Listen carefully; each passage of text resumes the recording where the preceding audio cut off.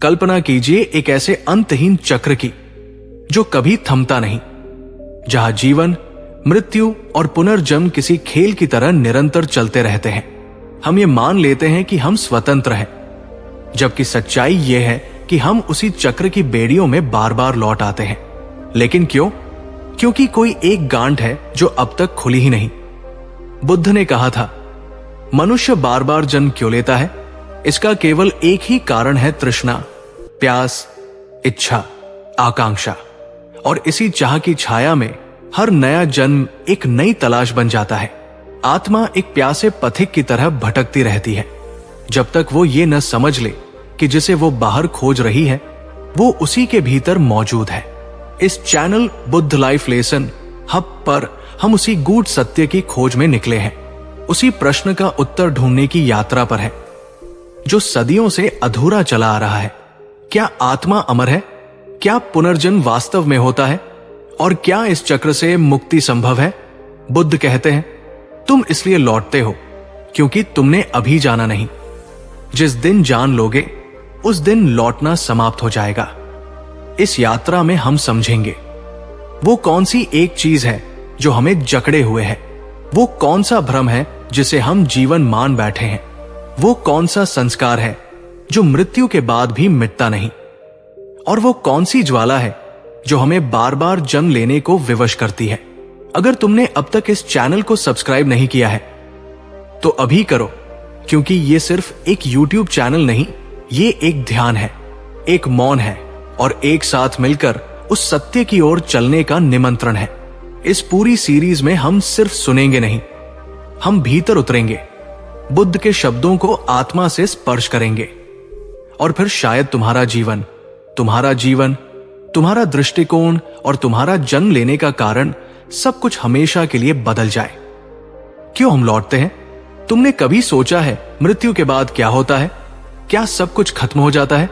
क्या जीवन एक ही बार मिलता है, या फिर ये चक्र, ये यात्रा बार बार चलती रहती है, जैसे कोई रूह हर बार एक नए शरीर में लौट आती है? बुद्ध ने इसे देखा था, अनुभव किया था, और फिर संसार को वो एक उत्तर दिया जिसने पुनर्जन्म के रहस्य को सरल लेकिन गहन बना दिया। उन्होंने कहा, मनुष्य बार बार जन्म इसलिए लेता है क्योंकि वो छोड़ नहीं पाता। छोड़ना यही सबसे कठिन है। जब मन किसी इच्छा को पकड़े रहता है, जब किसी अनुभव की प्यास, किसी स्मृति की छाया, किसी मोह की माला को मन गले लगाए रहता है, तब मृत्यु केवल शरीर से मुक्ति होती है।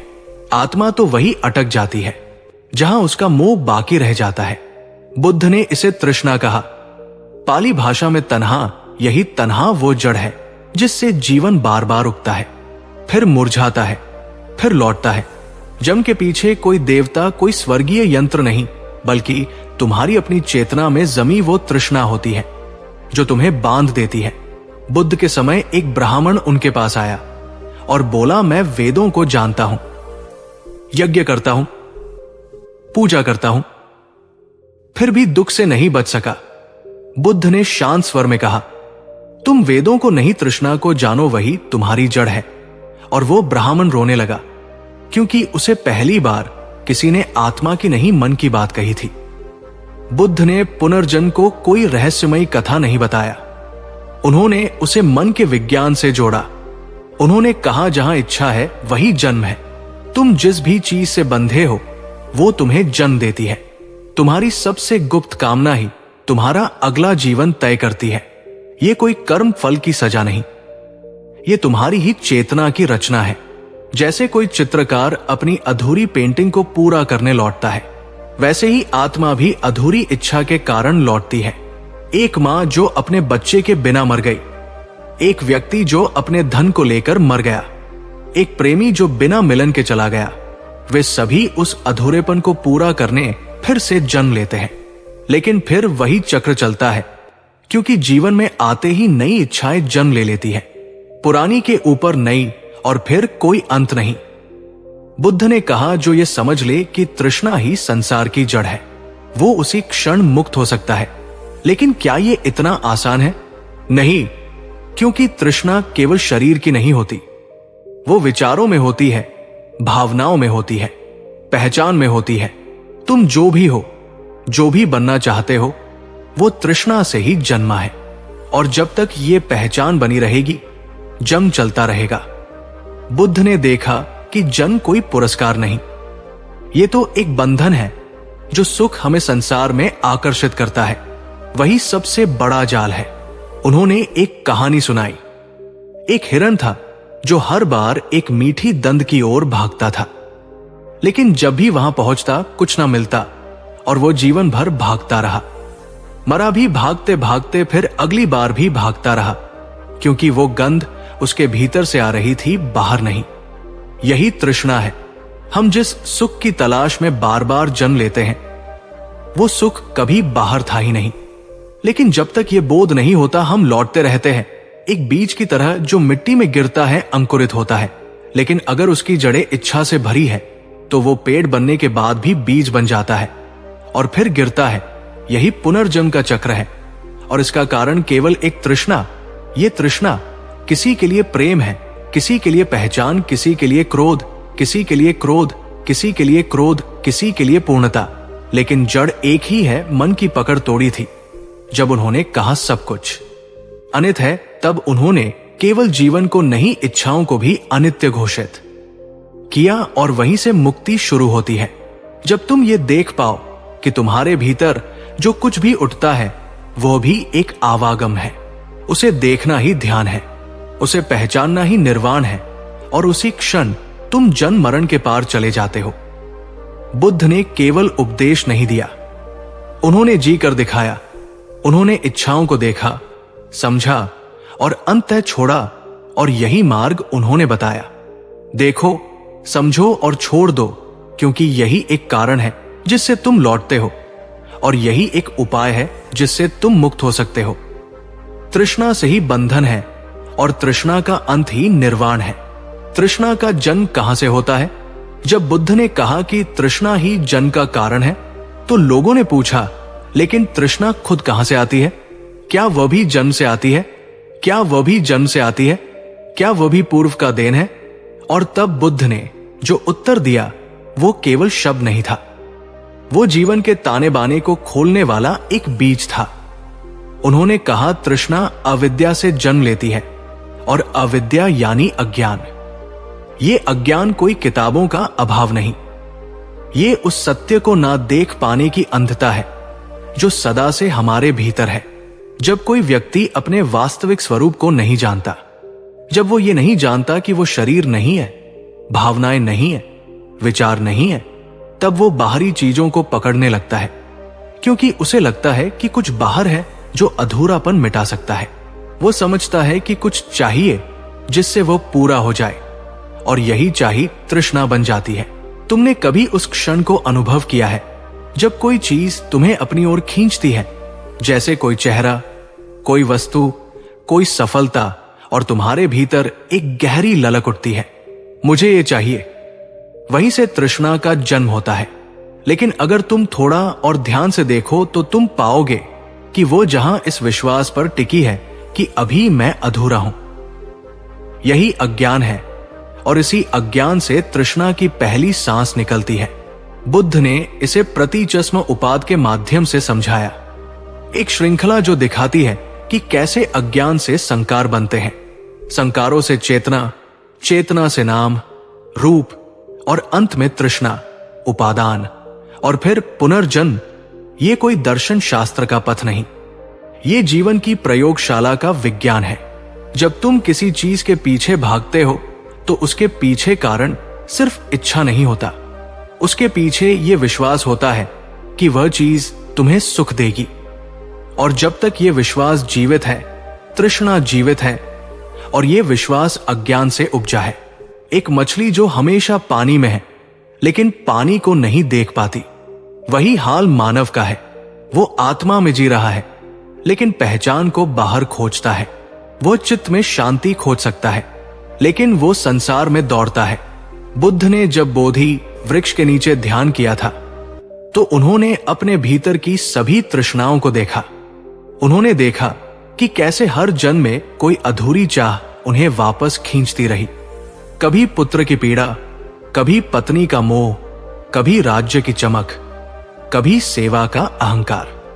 और जब उन्होंने देखा कि ये सब इस विश्वास से आता है कि मैं ये हूं, मुझे वो चाहिए, तब उन्होंने उस मूल भ्रम को देखा, मैं यही यहां ही तृष्णा की जननी है और अह को जन्म देता है। अज्ञान। तुम सोचते हो तुम ये शरीर हो, इसीलिए तुम इसे सजाते हो, बचाते हो। तुम सोचते हो तुम ये मन हो, इसीलिए तुम प्रशंसा चाहते हो, जीत चाहते हो, प्रसिद्धि चाहते हो। और हर बार जब कोई तुम्हारी परछाई को छू लेता है, तुम समझते हो कि वही तुम हो और वही तृष्णा फिर जन्म लेती है। बुद्ध ने इसे अनात्म कहा। कोई भी चीज जो तुम्हारी चेतना में आती है वो तुम नहीं हो। ना शरीर, ना मन, ना विचार, ना भाव। और जब ये बोध होता है तभी तृष्णा की जड़ कटती है। लेकिन तब तक ये वृक्ष बार बार पनपता है, एक छोटे से बीज की तरह जो कभी गर्भ में, कभी प्रेम में, कभी डर में उगता है। क्या तुमने कभी देखा है जब तुम्हें किसी चीज से भय लगता है तो तुम उससे बचना चाहते हो, और जब तुम किसी चीज से आकर्षित होते हो तो तुम उसे पाना चाहते हो। दोनों ही स्थितियों में तुम उससे जुड़ जाते हो और वही बंधन है, वही कारण है जन्म का, और वो बंधन एक ही जगह से आता है। अज्ञान बुद्ध ने कहा, अगर तुम जान जाओ कि तुम कौन हो तो ना कुछ चाहिए ना कुछ छोड़ना पड़ेगा, क्योंकि सब कुछ यही और अभी है। लेकिन यह जानना कठिन है क्योंकि तृष्णा आकर्षक होती है, वो मिठास में छिपा विषय है। एक बार बुद्ध ने एक कहानी सुनाई। एक व्यक्ति जंगल में भाग रहा था, उसके पीछे शेर दौड़ रहा था। वो दौड़ते दौड़ते एक कुएं में गिर गया, लेकिन उसके हाथ में एक बेल आ गई। उसने लटकते हुए देखा नीचे सांप है, ऊपर 2 चूहे बेल को काट रहे हैं, और उसी समय एक मधुमक्खी का छत्ता टपका टपका। एक बूंद शहद उसके होठों पर गिरी और वो उस स्वाद में खो गया। ये तृष्णा है। जीवन संकटों से घिरा है, मृत्यु सामने खड़ी है, लेकिन मन एक बूंद सुख के पीछे भागता है। यही भ्रम है, यही अज्ञान है, और यही से तृष्णा जन्म लेती है। बुद्ध ने कहा, तृष्णा कोई अपराध नहीं, ये केवल अंधेपन का परिणाम है। और इस अंधेपन को मिटाने के लिए उन्होंने ध्यान का मार्ग बताया। सम्यक दृष्टि, सम्यक संकल्प, सम्यक स्मृति, ये अष्टांगिक मार्ग उस अज्ञान की दीवार को तोड़ता है जहां से तृष्णा जन्म लेती है। अगर तुम जान जाओ कि जो तुम पाना चाहते हो वो तुम्हारे भीतर पहले से है, तो क्या तुम फिर भी दौड़ोगे? नहीं, तुम शांत हो जाओगे। जैसे कोई व्यक्ति जो सोने की तलाश में था और अचानक उसे पता चला कि जिस पत्थर को वो ठोकर मारता रहा वो हीरा था। यही जागरण है, यही बोधि है, यही वो जगह है जहां तृष्णा जल जाती है, और जहां तृष्णा जलती है वहां जम की अग्नि भी बुझ जाती है। और फिर वो आत्मा लौटती नहीं, क्योंकि अब उसे कुछ पाना नहीं, कुछ बनना नहीं, कुछ साबित नहीं करना। वो केवल है जैसे आकाश, जैसे शांति, जैसे शून्यता, और वहीं से जीवन की नई शुरुआत होती है। जन्म के पार, मृत्यु के पार, तृष्णा के पार, तृष्णा के 3 रूप, काम, भाव और अस्तित्व। जब बुद्ध ने कहा कि तृष्णा ही दुख का मूल कारण है, तो उन्होंने ये भी स्पष्ट किया कि तृष्णा कोई एक सरल भाव नहीं है, ये अनेक रूपों में आती है। जैसे एक सांप अपने शरीर को मोड़ते हुए छुप जाता है, वैसे ही तृष्णा हमारे चित्त में कामना, भाव और अस्तित्व की 3 परछाइयों में छिप जाती है। और जब तक मन इन 3 रूपों को नहीं पहचानता तब तक मुक्ति असंभव है, क्योंकि चित्त बार बार इन्हीं के कारण लौटता है। बुद्ध ने इस त्रिवत तृष्णा को काम तन्हा, भव तन्हा और विभव तन्हा कहा। पहला रूप काम तृष्णा वो सबसे सामान्य और सबसे आकर्षक रूप है। ये वो इच्छा है जो हम प्रतिदिन अनुभव करते हैं। ये सुख पाने की लालसा है, इंद्रियों के माध्यम से जीवन को भोगने की इच्छा। भोजन, स्पर्श, संगीत, दृश्य, गंध, इन सभी में जो सुख की तलाश होती है वो काम तृष्णा है। जैसे कोई बच्चा मिठाई के पीछे दौड़ता है, वैसे ही मन अपने प्रिय अनुभवों को दोहराना चाहता है। लेकिन यही तृष्णा बार बार जन्म का कारण बनती है, क्योंकि जो सुख क्षणिक होता है उसे बार बार पानी की लालसा जन्म देती है। जैसे कोई प्यासा रेगिस्तान में जल मिराज देखे और उसके पीछे भागे, वैसे ही काम तृष्णा हमें मोह की दुनिया में खींच लाती है। दूसरा रूप है भाव तृष्णा। ये और भी गढ़ है। ये केवल इंद्रियों का सुख नहीं बल्कि अस्तित्व का सुख है। ये उस मैं की इच्छा है जो चाहता है कि वह कुछ बन जाए, कोई बन जाए। यह त्वाकांक्षा की तृष्णा है। जब कोई सन्यासी बनना चाहता है, कोई देवता बनना चाहता है, कोई पुनर्जन्म में अच्छा शरीर पाना चाहता है, तो ये भाव तृष्णा होती है। ये स्वयं को स्थिर और विशेष बनाए रखने की गहरी लालसा है। कोई व्यक्ति कहता है मैं भला बनना चाहता हूं, कोई कहता है मैं प्रसिद्ध होना चाहता हूं। यह भी तृष्णा है, क्योंकि ये मैं को पकड़े रखती है। जब तक मैं कुछ बनने की इच्छा करता है, तब तक वो जन्म से मुक्त नहीं हो सकता, क्योंकि वो भविष्य की कामना करता है, और भविष्य की कामना वर्तमान में शांति नहीं आने देती। यही कारण है कि बुद्ध ने मोक्ष तक की इच्छा को भी तृष्णा कहा। और तीसरा और सबसे गुप्त रूप है विभव तृष्णा। ये नकार की इच्छा है। ये वो इच्छा है जिसमें व्यक्ति चाहता है कि कुछ ना रहे। ये आत्मविनाश की तृष्णा है। जब कोई व्यक्ति कहता है मैं इस संसार से मुक्त होना चाहता हूं, मैं कुछ नहीं बनना चाहता, या मैं सब कुछ खत्म कर देना चाहता हूं, तब यह भी तृष्णा होती है। तुम सोच सकते हो कि यह भी तृष्णा होती है। तुम सोच सकते हो कि यह तो त्याग है, लेकिन नहीं, यह त्याग नहीं, यह पलायन है। यह नकारात्मक कामना है, और यह भी उतनी ही मजबूत है जितनी पाने की चाह। जब कोई आत्महत्या करता है तो वो केवल शरीर नहीं मारता, वो भीतर की विभव तृष्णा से भागता है, और वो आत्मा पुनः जन्म लेती है, क्योंकि मृत्यु कभी अंत नहीं है। जब तक तृष्णा शेष है, यात्रा शेष है। बुद्ध ने इसे बहुत सरल उदाहरण से समझाया। एक दीपक जब तक जल रहा है वो तेल से जलता है, तेल खत्म हो तो दीपक बुझ जाता है। इसी तरह जब तृष्णा तीनों रूपों में समाप्त हो जाती है, काम, भाव और विभव, तभी आत्मा मुक्त होती है, तभी निर्वाण संभव है। लेकिन इन तीनों तृष्णाओं को देखना कठिन है, क्योंकि वे छिपी होती है। जैसे काम तृष्णा में तुम सोचते हो कि तुम प्रेम कर रहे हो, लेकिन भीतर केवल स्वार्थ छिपा होता है। जैसे भाव तृष्णा में तुम सेवा कर रहे हो, लेकिन भीतर पहचान की भूख होती है। और विभव तृष्णा में तुम वैराग्य दिखा रहे हो, लेकिन भीतर से पीड़ा से भाग रहे होते हो। यही कारण है कि ध्यान आवश्यक है। ध्यान वो दर्पण है जिसमें ये तीनों तृष्णाएं स्पष्ट दिखने लगती है। जब कोई ध्यान करता है, वो देखता है कि कैसे एक विचार आता है, ये अच्छा लगेगा, और वो उसे पकड़ना चाहता है। फिर दूसरा विचार आता है, मैं इससे बेहतर बन जाऊं, और वो उसे पालता है।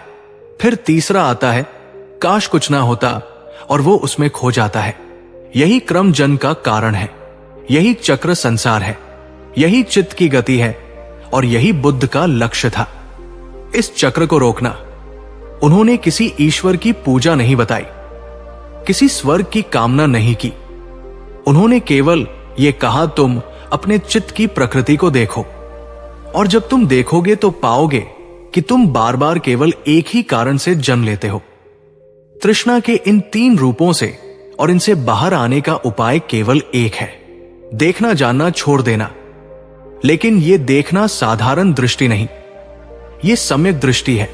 जब तुम भीतर उठते प्रत्येक भाव को, इच्छा को, आकर्षण को, प्रतिरोध को बिना जुड़ाव के देख पाते हो, तभी तुम उनके प्रभाव से मुक्त होते हो।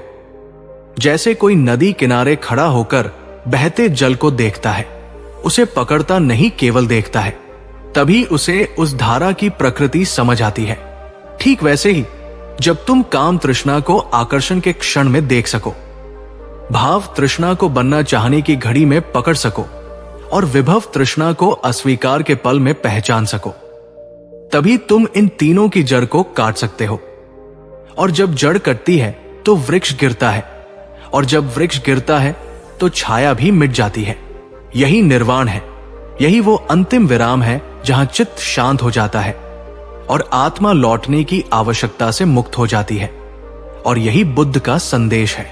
तृष्णा के तीनों रूपों को पहचानो, क्योंकि जब तक ये तीनों छाया बनकर साथ है, तब तक तुम चाहे जहां जाओ जन की अग्नि तुम्हारे साथ रहेगी। लेकिन जिस क्षण तुम इनकी रोशनी में खड़े हो जाओगे, उस क्षण तुम स्वयं दीप बन जाओगे। वही लौटता है जो अधूरा रह जाता है। जिसने जाना है वो लौटता नहीं, और जो लौटता है उसने अभी जाना ही नहीं। यही बुद्ध का रहस्यपूर्ण वचन था, जिसे उन्होंने अपनी चुप्पी से उत्तर दिया, क्योंकि ये उत्तर शब्दों से नहीं, अनुभव से आता है। बुद्ध ने कहा था, संसार कोई सजा नहीं, ये केवल उस अपूर्णता की छाया है जिसे आत्मा स्वयं अपने भीतर संजोए रहती है। और जब तक भीतर कोई अधूरापन है, कोई आकांक्षा, कोई बचा हुआ स्वप्न, कोई अनहा प्रेम, कोई अधूरा संवाद, तब तक यात्रा पूरी नहीं होती। तब तक आत्मा को फिर से लौटना पड़ता है, जन्म लेना पड़ता है, जैसे कोई कहानी जो पूरी नहीं हुई हो। वो लेखक को चैन से नहीं बैठने देती। ऐसे ही जीवन की हर अधूरी भावना आत्मा को आगे की राह पकड़ने नहीं देती। बुद्ध ने सिद्धांत को बहुत गहराई से समझाया। जब उनसे पूछा गया कि आपने जन्मों को देखा है, आपने अनेक जीवनों की स्मृति में प्रवेश किया है, तो बताइए हम क्यों लौटते हैं? तब बुद्ध ने अपनी आंखें बंद की और कहा, जो अधूरा रह गया है वही लौटता है। एक राजा अपने राज्य के मोह में मरता है, एक मां अपनी बेटी की चिंता में जाती है, एक सन्यासी अपनी सिद्धियों की लालसा में सांस छोड़ता है, एक बालक अपनी अपूर्ण इच्छा में संसार छोड़ देता है, और वे सब उस बंधन के साथ अगली देह में प्रवेश करते हैं। जीवन का नियम यही है कि जो बंद किया गया है उसे खोलना पड़ेगा, और जो छोड़ा नहीं गया वो वापस आएगा। यही जन्म का गुप्त नियम है, यही पुनर्जन्म का सूत्र है, और यही दुख का चक्र है। जब तुम मृत्यु के करीब होते हो तो मन केवल एक ही चीज पकड़ता है, वो जो छूट रही है, और वही अंतिम स्मृति अगले जन्म का बीज बनती है। इसलिए बुद्ध ने केवल जीने की कला नहीं सिखाई, मरने की कला सिखाई। उन्होंने कहा, मरते समय चित्त कैसा है, ये अगले जीवन का निर्माण करता है, और मरते समय चित्त तब तक शांत नहीं होता जब तक जीवन में कोई अधूरी बात शेष है। यही कारण है कि आत्माएं भटकती है, वे असंतोष में लौटती है, वे अनुपूरी तृष्णा के कारण लौटती है, और ये तृष्णा किसी वस्तु की नहीं, अनुभव की होती है। आत्मा अनुभव चाहती है, वो केवल होना नहीं चाहती, वो महसूस करना चाहती है। और जब कोई अनुभव अधूरा रह जाता है तो वो पुनः उस परिस्थिति को रचती है। बुद्ध ने कहा, तुम बार बार उसी प्रकार के संबंधों में जन्म लेते हो जिन्हें तुमने छोड़ा नहीं, जिनसे तुमने सीखा नहीं। जैसे कोई छात्र जब एक कक्षा में फेल हो जाए तो उसे दोबारा उसी कक्षा में लौटना पड़ता है। इसी तरह आत्मा वही पाठ दोहराती है जो उसने पूरा नहीं किया। इसलिए जब कोई व्यक्ति कहता है कि मैं क्यों बार बार दुखी होता हूं, मैं क्यों उन्हीं प्रकार के लोगों को आकर्षित करता हूं, क्यों जीवन में एक ही घाव बार बार उभरता है, तो उसका उत्तर यही होता है, क्योंकि तुमने अधूरेपन से सीखा नहीं, तुमने केवल उससे भागना सीखा, तुमने उसे छोड़ा नहीं, तुमने उसे भुलाया, दबाया, अनदेखा किया, और वही अधूरा घाव ही आत्मा की स्मृति में जिंदा रहता है। मृत्यु सब कुछ मिटा देती है, लेकिन अधूरी भावना नहीं मिटाती, वो अगले जीवन का रंग बन जाती है। इसलिए बुद्ध ने कहा, जो पूर्ण हो जाता है वही शांत हो जाता है, और जो शांत हो जाता है वो लौटता नहीं, क्योंकि उसे अब कोई अनुभव पाना नहीं, कोई मोह निभाना नहीं, कोई मोह निभाना नहीं, कोई वचन चुकाना नहीं, वह मुक्त है। जैसे कोई व्यक्ति जिसने अपने सभी कर्तव्यों को पूरा कर लिया हो और फिर कहे, अब मैं विश्राम चाहता हूं। लेकिन जो लौटते हैं वे विश्राम नहीं खोज रहे, वे किसी गहराई से बंधे हैं, वे पूर्णता की तलाश में लौटते हैं। लेकिन ये खोज भी बंधन बन जाती है, क्योंकि पूर्णता किसी अनुभव से नहीं आती, वो केवल उस क्षण आती है जब तुम स्वीकार कर लेते हो कि कोई अनुभव तुम्हें पूर्ण नहीं कर सकता। तब तुम्हारे भीतर एक मौन जन्म लेता है, और वही मौन पूर्णता है, वही निर्वाण है। लेकिन जब तक मन ये जान नहीं लेता, तब तक वो भागता है, प्यासा रहता है और लौटता है। इसीलिए बुद्ध ने ये नहीं कहा कि इच्छा मत करो, उन्होंने कहा जो इच्छा शेष हो उसे समझो, क्योंकि केवल देखना ही उसका अंत है। जब तुम जान लो कि जो अधूरा है वो बाहर नहीं भीतर है, तब तुम उसे वही पूर्ण कर सकते हो। एक स्त्री जो अपने जीवन में प्रेम नहीं पा सकी, वो अगली बार किसी ऐसे शरीर में जन्म ले सकती है जहां वह प्रेममय संबंध पाने की लालसा लिए आए, लेकिन वो संबंध भी अपूर्ण रहेगा, क्योंकि जो पूर्णता वो खोज रही है वो किसी दूसरे व्यक्ति में नहीं, केवल उसके स्वयं के मौन में है। बुद्ध ने जब ये देखा कि वे स्वयं भी कई बार पूर्व जन्मों में लौटे थे, तब उन्होंने पाया कि ये अधूरे व्रत, अधूरे संकल्प, अधूरी भक्ति, अधूरी करुणा ही उन्हें खींचती रही। लेकिन जब उन्होंने अंतिम बार सब कुछ पूर्णता से जिया, बिना लालसा के, बिना बचाव के, बिना उम्मीद के, तब कोई अधूरापन शेष नहीं रहा और वो लौटे नहीं। इसीलिए जब उन्होंने महापरिनिर्वाण को प्राप्त किया, तब उनके अंतिम शब्द थे, संस्कार नश्वर है, सजग रहो, क्योंकि सजगता ही वो अग्नि है जिसमें अधूरापन जलता है, और जो कुछ भी जल गया वो लौटता नहीं। इसलिए यदि तुम इस जीवन में देख पाओ कि कौन सा अनुभव तुम्हें भीतर से खींच रहा है, कौन सी बात तुम्हारे मन के किसी कोने में अधूरी है, तो उसे वहीं पर समर्पण में बदल दो, क्योंकि वहीं पर मुक्ति है। जब कोई कहता है मुझे अब कुछ नहीं चाहिए, वो केवल तब सत्य है जब वो भीतर से संतुष्ट हो, नहीं तो ये भी एक नई तृष्णा है। अधूरेपन से मुक्ति तभी संभव है जब तुम उसे पहचान कर स्वीकृति दे दो, अनुभव को संपूर्णता से जियो और जाने दो। यही बुद्ध की साधना है, यही बोधि है, और यही एक उपाय है उस चक्र से निकलने का जो आत्मा को बार बार लौटा लाता है। मरते समय जो मन में हो वही अगला जन्म बनता है। बुद्ध ने जब यह कहा कि मरते समय जो मन में होता है वही अगला जन्म बनता है, तो ये कोई अलंकारिक वाक्य नहीं था। ये जीवन और मृत्यु के बीच का सबसे सीधा और सबसे बड़ा सत्य था, जिसे उन्होंने ध्यान की गहराई में स्वयं देखा था। जब वे बोधि वृक्ष के नीचे बैठे और अपने पूर्व जन्मों की स्मृति में प्रवेश किया, तो उन्होंने पाया कि हर जन्म का आरंभ एक ही क्षण से होता है। अंतिम स्मृति से मृत्यु की अंतिम भावना ही अगला जीवन बनती है। ये ब्रह्मांड किसी देवता द्वारा चलाया गया संसार नहीं है, ये चित्त की लहरों से बनने वाला जीवित तंत्र है। तुम्हारा मन जो अंतिम विचार पकड़ कर जाता है वही उसकी दिशा तय करता है। जैसे नदी का प्रवाह जहां मुड़ता है वही बहाव बनता है, वैसे ही मृत्यु की अंतिम वृत्ति आत्मा को उसकी गति में प्रवाहित करती है। बुद्ध ने कहा कि यह कोई दैवी न्याय नहीं, बल्कि मन की क्रिया की स्वाभाविक प्रतिक्रिया है। जैसे कोई बीज जिसमें आम की स्मृति हो वो आम का ही पेड़ बनता है, वैसे ही आत्मा जिसमें जिस भावना की स्मृति है वो उसी प्रकार का जीवन दोबारा रचती है।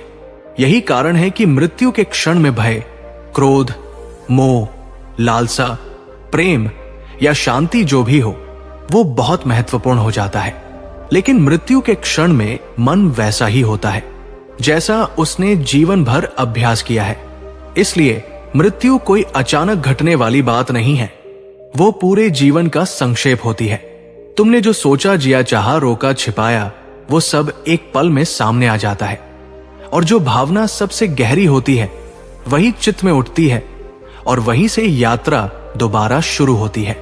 एक राजा जो जीवन भर राज्य को पकड़कर बैठा रहा, अंतिम क्षण में उसका चित्त राज्य के ही मोह में रहा, और वो अगले जन्म में किसी ऐसे स्थान पर जन्म लेता है जहां सत्ता की आकांक्षा उसमें जन्म से होती है।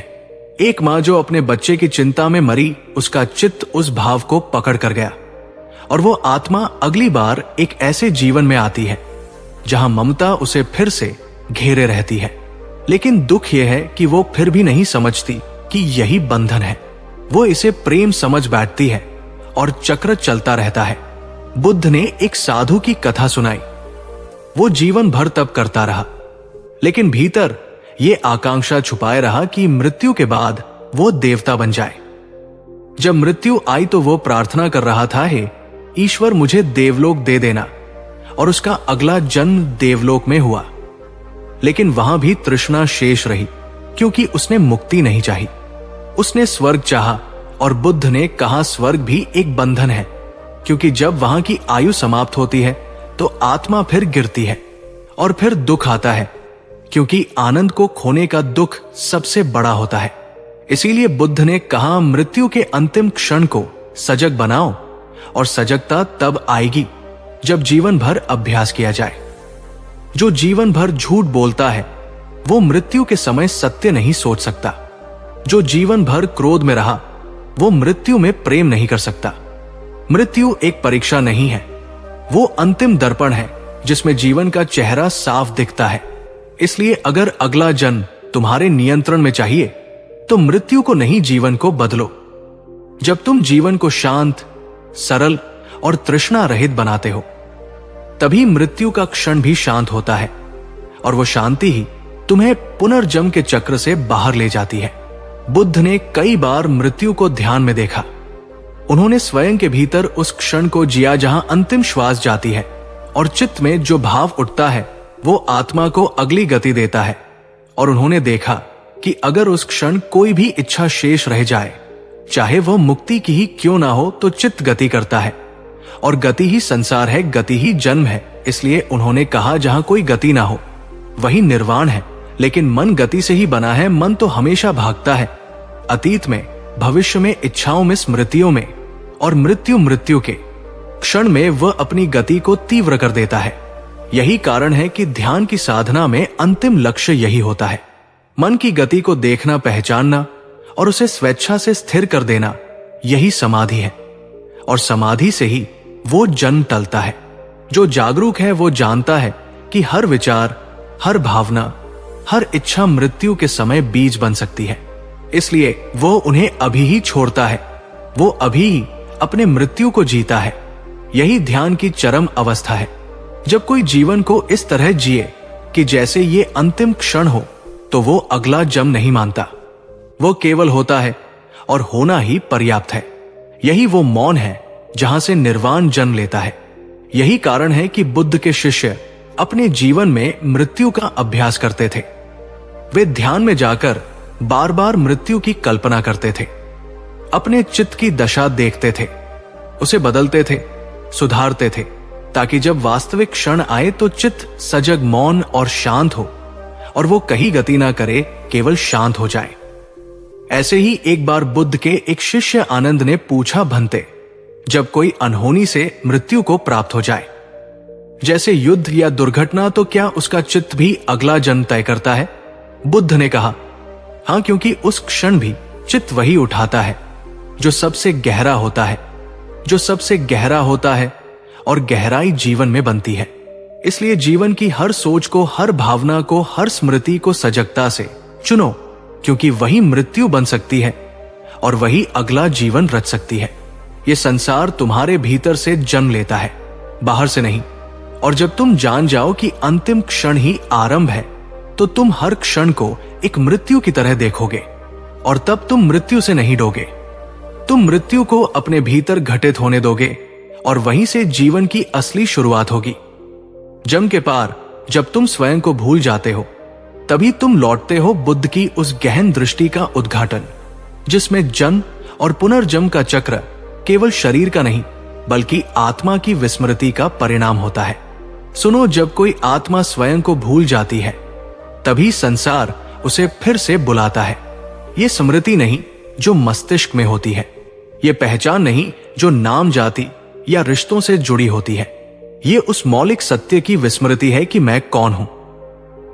जब ये प्रश्न मर जाता है तो पुनर्जन्म जन्म लेता है।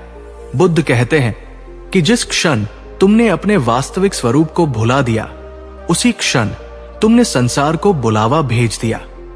जैसे ही तुम आत्मा नहीं शरीर समझने लगे, जैसे ही तुमने संबंधों को सत्य मान लिया, जैसे ही तुमने संसार को अपना धर्म मान लिया, वही पल तुम्हारे बंधन की जड़ बन गया।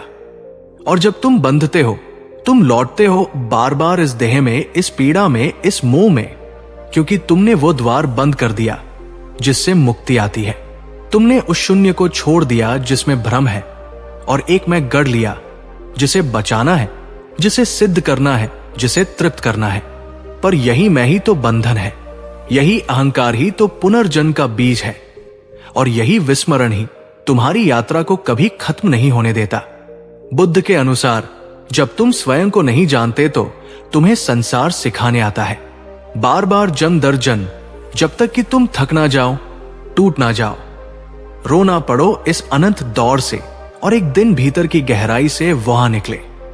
बस अब और नहीं वहीं से यात्रा मुड़ती है, वहीं से ज्ञान की पहली किरण फूटती है, क्योंकि जिसने ये जाना कि मैं कौन हूं वो मुक्त हो गया। बुद्ध ने कहा अविद्या मूल है, और ये अविद्या आत्मविस्मृति है। अपने शाश्वत मौन निर्गुण निराकार रूप को ना पहचानना ही दुख का मूल है। और जब तुम भूल जाते हो कि तुम शुद्ध चैतन्य हो, तब तुम लौटते हो एक बालक बनकर, एक स्त्री बनकर, एक पशु बनकर, एक भिक्षु बनकर, क्योंकि आत्मा अपनी स्मृति फिर से खोजना चाहती है। जीवन एक पुनस्मरण की प्रक्रिया बन जाती है, और जब तक वो पूर्ण नहीं होता तब तक यात्रा जारी रहती है। बुद्ध की करुणा इसी बात में थी कि उन्होंने हमें यह सिखाया कि तुम क्या नहीं हो, ताकि जो तुम हो वो प्रकट हो सके। और जब तुम वो हो जाते हो जो तुम हो, तो तुम लौटते नहीं, तुम मुक्त हो जाते हो, जैसे बूंद सागर में गिर जाए और फिर वो बूंद नहीं रह जाती। वही अंतिम बोध है, वही अंतिम बोध है, वही वो पल है, वही पूर्णता है। और वही वह पल है जब चक्र टूटता है, जब लौटना रुक जाता है और शाश्वत विश्राम शांति प्रारंभ होती है। आत्मा नहीं जाती, वासना जाती है। बुद्ध की दृष्टि से आत्मा वासना और पुनर्जन्म का एक ऐसा रहस्य जिसे समझकर मृत्यु के पार का द्वार खुलता है। सुनिए, मृत्यु केवल शरीर की नहीं होती। आत्मा तो अजर अमर अविनाशी है। वो ना जाती है ना आती है, वो तो साक्षी है, जो बदलता है, जो चलता है, जो आता जाता है। वह है वासना, इच्छा, तृष्णा, लोभ, भय, मोह और स्मृति का जाल। बुद्ध ने कहा ना आत्मा जन्म लेती है, ना आत्मा मरती है, परंतु वो ऊर्जा जो वासना से बंधी होती है वो जन्म लेती है। जैसे अग्नि जब एक लकड़ी को जलाकर दूसरी में लग जाती है, क्या वह अग्नि वही रहती है? नहीं, वह केवल रूपांतरित होती है। और यही रूपांतरण वासना का है। आत्मा तो सदा स्थिर है, पर वासना वो गतिशील तरंग है जो शरीर दर शरीर चलती रहती है। वो स्मृतियां नहीं ले जाती, वो नाम नहीं ले जाती, वो रिश्ते, धर्म, भाषा चाहती कुछ नहीं ले जाती। वो केवल वो अधूरी भूख लेकर चलती है जो अभी तक शांत नहीं हुई, जिसने पूर्णता नहीं देखी, जो मिटना नहीं चाहती, जिसे लगा था कि जीवन कुछ और दे सकता था। वही वासना लौटती है और फिर वही जन्म का कारण बनती है। जैसे नदी की धारा एक पत्थर को काटते काटते आगे बहती है, वैसे ही वासना मन की चट्टानों को काटते हुए नया मार्ग खोज लेती है। बुद्ध ने यह रहस्य खोला था कि तुम्हारी आत्मा नहीं जाती, तुम नहीं लौटते, तुम्हारे भीतर की कोई अनजानी ललक लौटती है। वो आकांक्षा जो बुझी नहीं, वो प्रेम जो अपूर्ण रहा, वो क्रोध जो अधूरा रहा, वो डर जो छिपा रहा। और जब वो भाव अधूरा होता है, वो खुद को दोहराने आता है, एक नए नाम, नए शरीर, नए परिवेश में। और फिर तुम सोचते हो ये मेरा जीवन है, पर यह जीवन किसी भूख का उत्तर है जो किसी और जन्म में छोड़ी गई थी। समझो, आत्मा नहीं कहती मैं फिर जन्म लूंगी। आत्मा कहती है मुझे जाना है, विलीन होना है, पर वासना कहती है मैं रुकना चाहती हूं, भोगना चाहती हूं, पूरा होना चाहती हूं। और यही कारण है पुनर्जन्म का। बुद्ध ने इसे भाव चक्र कहा। यह भावना का चक्र है जो तब तक चलता है जब तक तुम्हारे भीतर कोई भावना अधूरी रह जाती है।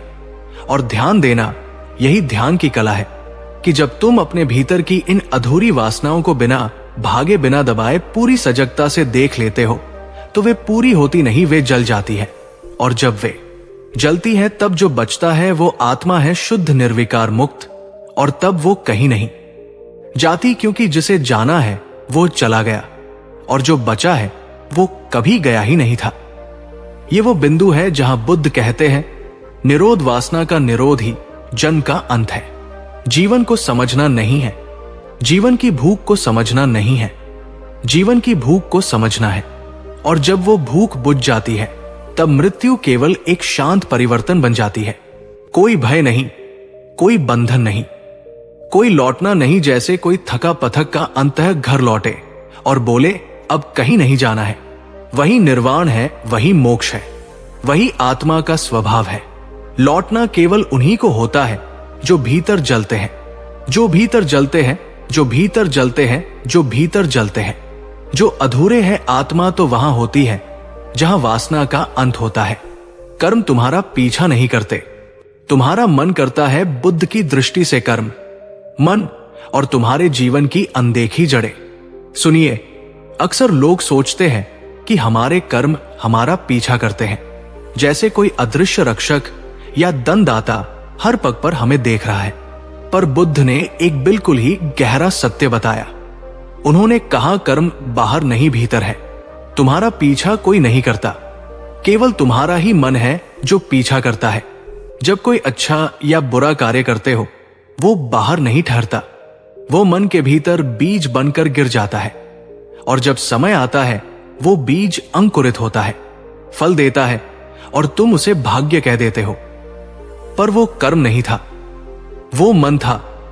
बुद्ध ने स्पष्ट किया, कर्ण कोई रहस्यमयी शक्ति नहीं जो ब्रह्मांड से तुम्हारा पीछा करती है, बल्कि ये तुम्हारे अपने चित्त में संचित भाव, प्रतिक्रिया और आदतें हैं।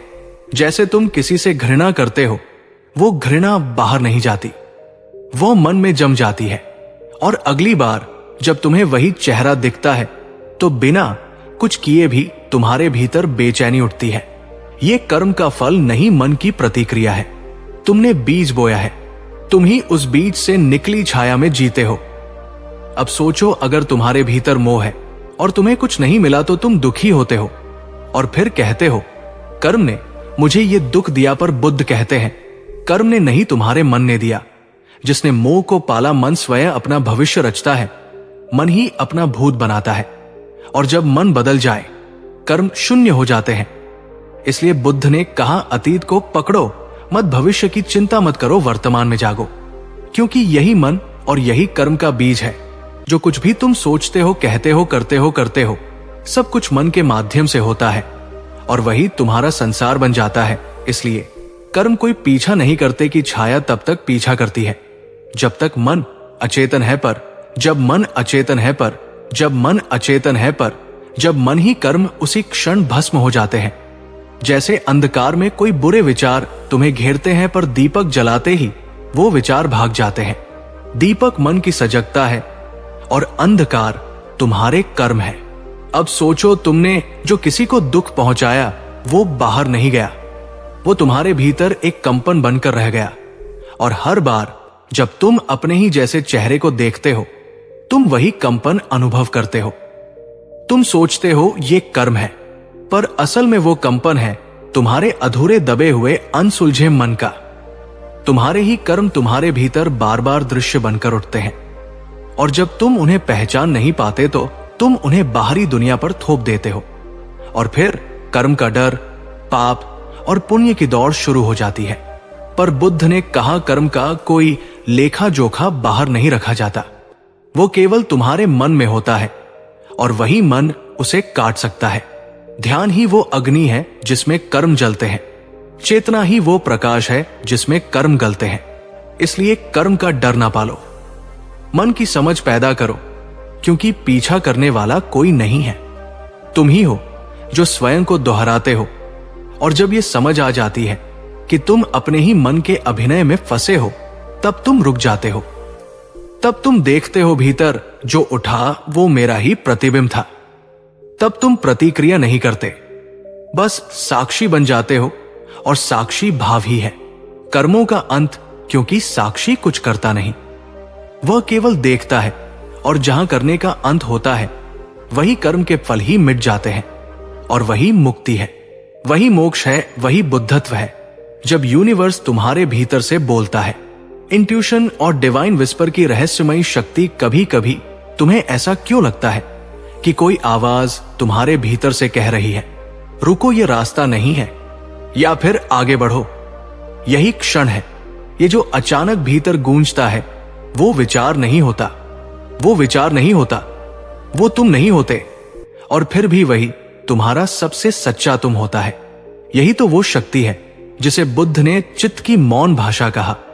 बुद्ध ने कभी कहा था, जब तुम ध्यान में होते हो और तुम्हारे भीतर एक मौन उतरता है, उसी मौन में ब्रह्मांड बोलता है, वही डिवाइन विस्पर है, जिसे शब्दों में नहीं बांधा जा सकता, जिसे तर्क छू नहीं सकता और जिसकी आहट केवल वो सुन सकता है जो भीतर शांत हुआ हो। ये विस्पर ना कोई भविष्यवाणी है, ना कोई जादू।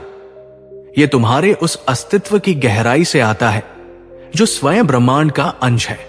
बुद्ध कहते हैं, यूनिवर्स हर क्षण संकेत देता है, लेकिन तुम इतने शोर में हो, इतने व्यस्त हो अपने विचारों, इच्छाओं और दुखों में कि वो संकेत खो जाते हैं। पर जिस क्षण तुम भीतर उतरते हो, श्वास पर टिकते हो और खुद को विराम देते हो, वही क्षण दरवाजा बनता है जहां से यूनिवर्स तुम्हारे अंदर प्रवेश करता है। जब बुद्ध ज्ञान प्राप्ति के अंतिम क्षण में थे, ना कोई शब्द बोले, ना कोई संकल्प लिया, केवल मौन था। केवल मौन में वो अंतिम सत्य प्रकट हुआ, एह नयन, अतये जो मैं हूं वो कुछ भी नहीं है। और उसी में वो पहली बार यूनिवर्स की आंतरिक भाषा को सुन पाए। उसी से स्पष्ट हुआ कि जिसे हम इंट्यूटिव फीलिंग कहते हैं, वो मन नहीं है, वो आत्मा नहीं है, वो चेतना की सीधी झलक है। और यदि तुम उस झलक को पकड़ सको तो तुम कभी गलत निर्णय नहीं लोगे, क्योंकि वो डिवाइन सिग्नल है। वो तुम्हें केवल बचाता नहीं, वो तुम्हें जागृत भी करता है, चेतावनी भी देता है और तुम्हारी दिशा भी बदलता है। तुम सोचते हो कि किसी घटना से पहले तुम्हारे मन में कोई अनजानी बेचैनी क्यों होती है, क्यों लगता है कि कुछ होने वाला है? वो इसीलिए होता है क्योंकि यूनिवर्स तुम्हें संकेत दे रहा है कि जो तुम देखने जा रहे हो वो तुम्हारे पथ से भटकाव है, पर तुम वो संकेत पढ़ नहीं पाते। बुद्ध ने इसे बोधिसत्व की मौन दृष्टि, जब कोई आत्मा बार बार जन्म लेती है और एक दिन भीतर से कोई फुसफुसाहट उठती है कि अब बस, अब रुक जाओ, अब मुक्त हो जाओ, तभी आत्मा आगे बढ़ती है। ये वही डिवाइन विस्पर होता है जो तुम्हें तुम्हारे ही भीतर से पुकारता है। बुद्ध कहते हैं, जीवन में सबसे मूल्यवान वो नहीं जो बाहर से आता है, बल्कि वह है जो भीतर से उठता है। और जो उठता है वो ना विचार होता है, ना कल्पना, वो होता है एक मान संकेत, जैसे गूंगे की मिठास जो कह नहीं सकता पर जानता है। और जो सुनता है वो बदल जाता है, क्योंकि जिसने एक बार यूनिवर्स को भीतर से बोलते हुए सुना, वह फिर कभी अकेला नहीं रहता, कभी उलझता नहीं, कभी अंधेरे में नहीं गिरता, क्योंकि वह जान चुका होता है कि रास्ता बाहर नहीं भीतर है और उत्तर भी बाहर नहीं भीतर है। और वही विस्पर उसका सत्यावेशी बन जाता है। इसलिए बुद्ध कहते हैं, यदि तुम मुक्त होना चाहते हो तो इंशन को केवल महसूस मत करो, उसका सम्मान करो, उसकी सुनो और फिर जो भीतर से दिशा आए उस पर चल पड़ो। भले वो मार्ग तर्क से भरा ना हो, भले वो अकेला हो, भले वो अनजाना हो, क्योंकि जब यूनिवर्स बोलता है तब शंका नहीं होती, तब केवल आस्था होती है, केवल समर्पण होता है। और उसी समर्पण से जन्म होता है निर्वाण की अनुभूति का, जहां से लौटना नहीं पड़ता, जहां अंतहीन जन्मों की गाथा चुपचाप वही समाप्त हो जाती है। जब आत्मा जागती है तभी मुक्ति निश्चित होती है। यह सत्य है कि आत्मा कभी सोती नहीं, पर मन की चादर उस पर छा जाए तो वो जागी हुई होकर भी सोई हुई प्रतीत होती है। और जीवन का सबसे बड़ा दुख यही होता है कि हम उस आलोक में सत्ता को, उस चेतना की अखंड धारा को अपने भीतर अनुभव नहीं कर पाते जो निरंतर बह रही है, क्योंकि हमारी दृष्टि बाहर लगी है, क्योंकि हमारी दृष्टि बाहर लगी है, अभिनय में उलझी है, जहां हर दृश्य अस्थाई है, हर पात्र परिवर्तनीय है और हर संबंध क्षणिक है। लेकिन आत्मा नहीं बदलती, वो एक ही रहती है, साक्षी रहती है, तुम्हारे हर जन की, तुम्हारे हर कर्म राग की, तुम्हारे हर आशा और मोह की। वो देखती रहती है कि तुम बार बार उसी जाल में उड़ते हो जहां से निकलने का मार्ग तुम्हारे भीतर ही छिपा है। बुद्ध कहते हैं कि मुक्ति का द्वार कोई और नहीं खुलता, वो भीतर से खुलता है। और वो तभी खुलता है जब आत्मा को उसका वास्तविक स्वरूप याद आ जाता है, जब वो पहचान लेती है कि वो कोई देह नहीं, कोई विचार नहीं, कोई नाम नहीं, कोई धर्म या जाति नहीं, वो स्वयं सिद्ध ब्रह्मा स्वरूप है, अमर है, अचल है। और इसी स्मरण को वे आत्मगरण कहते हैं। यही बोध ही मुक्ति है, यही बोध ही निर्वाण है। ये बोध कोई घटना नहीं है जो अचानक घट जाए, ये एक अंतर यात्रा है जहां मन की परतें एक कर टूटती है, जहां इच्छाओं की जड़ें धीरे धीरे धी पड़ती है, जहां आत्मा के ऊपर पड़ा अहंकार का पर्दा धीरे धीरे हटता है और एक दिन ऐसा आता है जब भीतर केवल मौन रह जाता है। वो मौन जो शब्दों से परे है, वो मौन जो बुद्धि से परे है, वो मौन जो केवल अनुभव से जाना जा सकता है। जब वो मौन भीतर उतरता है तो आत्मा जाग जाती है। तुम जगत से बाहर हो जाते हो। तुम जगत से बाहर हो जाते हो। तुम जन्म मरण के चक्र से परे हो जाते हो। तुम उन वासनाओं से मुक्त हो जाते हो जो तुम्हें बार बार खींच लाती थी। तुम उन इच्छाओं से ऊपर उठ जाते हो जो तुम्हें दुख देती थी। और फिर जो बचता है वो केवल शांति है, आनंद है, प्रेम है, जो किसी कारण से नहीं है, जो स्वतः है, क्योंकि जब आत्मा को उसका मूल स्वरूप याद आ जाता है तब वो इस संसार से कोई अपेक्षा नहीं रखती। वो केवल देना चाहती है, बांटना चाहती है, क्योंकि वह जानती है कि सब कुछ भीतर है। तब वो संसार में होते हुए भी संसार से परे रहती है। जल में कमल की भांति वो स्पर्श करती है पर छूती नहीं। वो जुड़ती है पर बंधती नहीं। वो जीती है पर उसमें डूबी नहीं होती। और यही स्थिति मुक्ति की है, यही जागृति मोक्ष है, यही आत्मज्ञान है, यही बुद्धत्व है। और बुद्ध कहते हैं कि हर व्यक्ति इस स्थिति में पहुंच सकता है, क्योंकि आत्मा तो सबके भीतर एक जैसी है। बस जागने की देर है, स्मरण की देर है, अपने होने की पहचान की देर है। और जब ये पहचान हो जाती है तो ये जीवन ही स्वर्ग बन जाता है, यही पृथ्वी ही निर्वाण बन जाती है। क्योंकि जब आत्मा जागती है तभी मुक्ति निश्चित होती है। तो अब जब तुमने सुना बुद्ध का वह एक उत्तर जो हर प्रश्न को खामोश कर देता है, तो क्या अब भी तुम्हारे भीतर कोई शंका बची है? क्या अब भी तुम्हें लगता है कि तुम मात्र शरीर हो? क्या अब भी तुम यही सोचते हो कि मृत्यु अंत है? नहीं, बुद्ध कहते हैं मृत्यु तो केवल यात्रा का एक मोड़ है। लेकिन जो मन अभी भी तृष्णा से भरा है वो कभी रुकता नहीं। वो फिर जन्म लेता है, फिर वही चाह, वही संघर्ष, वही मोह, वही पीड़ा। और ये तब तक चलता है जब तक तुम स्वयं को जान ना लो, जब तक ये में मिट ना जाए। इस पूरी श्रृंखला का यही सार है। तुम बार बार लौटते हो क्योंकि तुमने अभी जाना नहीं कि तुम कौन हो। और जब ये जान लिया तब लौटने की कोई आवश्यकता नहीं बचती। फिर जीवन होता है, लेकिन पुनर्जन्म नहीं, फिर चेतना होती है, लेकिन देह नहीं, फिर शांति होती है, लेकिन कोई खोज नहीं। यही मुक्ति है, यही निर्वाण है और यही बुद्धत्व है। अगर इस श्रृंखला की कोई बात तुम्हारे भीतर उतर गई हो, कोई शब्द तुम्हारे अंतर्मन को छू गया हो, तो इस चैनल को अपने उस मित्र तक पहुंचाओ जो अभी भी जन्म मरण के चक्र में उलझा हुआ है। उम्मीद है कि बुद्ध की शिक्षाओं पर आधारित इस कहानी ने आपके अंदर एक नई ऊर्जा का संचार किया होगा। अगर आपने इससे कुछ सीखा है तो वीडियो को लाइक करें और इसे अपने मित्रों के साथ शेयर करना न भूलें। ऐसी ही ज्ञानवर्धक कहानियों के लिए हमारे चैनल बुद्धा लाइफ को सब्सक्राइब करें। मिलते हैं अगली वीडियो में, तब तक अपना ख्याल रखें। नमो बुद्धाय।